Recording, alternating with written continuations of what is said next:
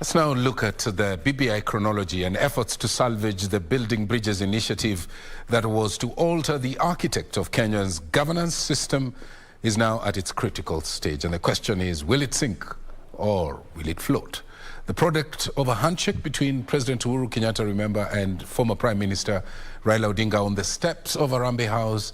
The date was the 9th of March 2018.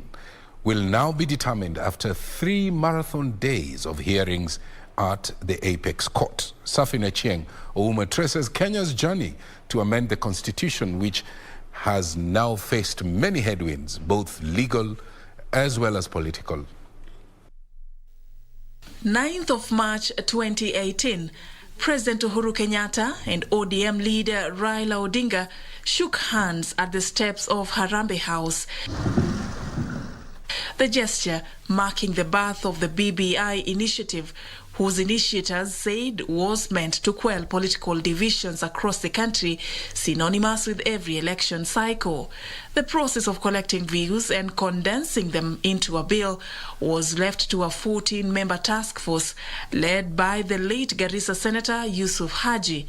The task force would then embark on a 2-year journey to collect views from Kenyans with a 9-point agenda on issues that needed to be addressed, handing over its findings to the principals.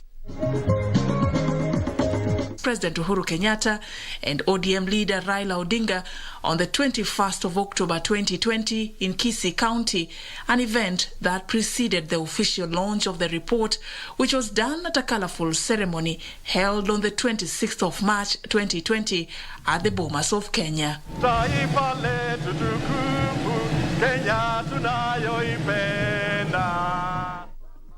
And on the 25th of November 2020, the BBI's signature collection drive was officially launched at the Kenyatta International Convention Center, targeting 1 million signatures as required by the Constitution to amend the Constitution under a popular initiative.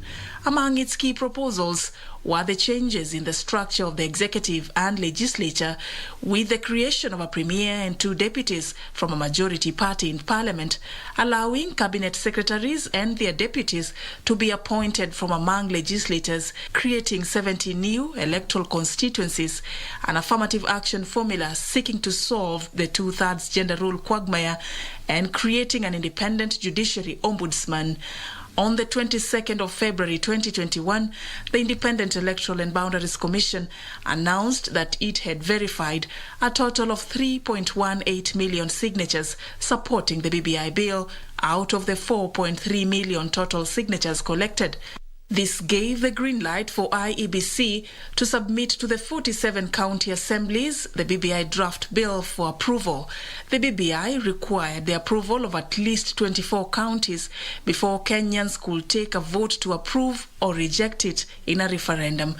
On the 6th of May 2021, the bill sailed through the National Assembly after 235 out of the 320 members who participated in the voting exercise on the second reading of the bill supported it, against 83 who rejected it.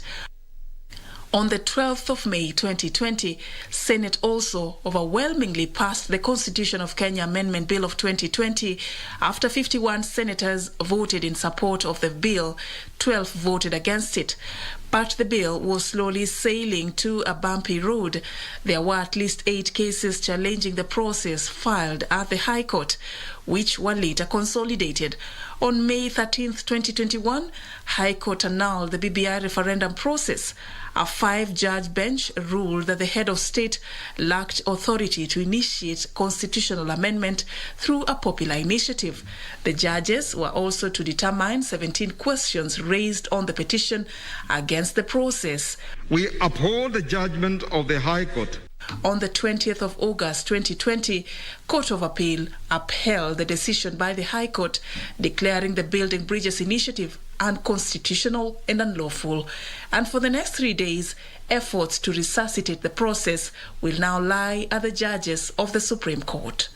For Prime Edition, I'm Serfine Achieng Ouma.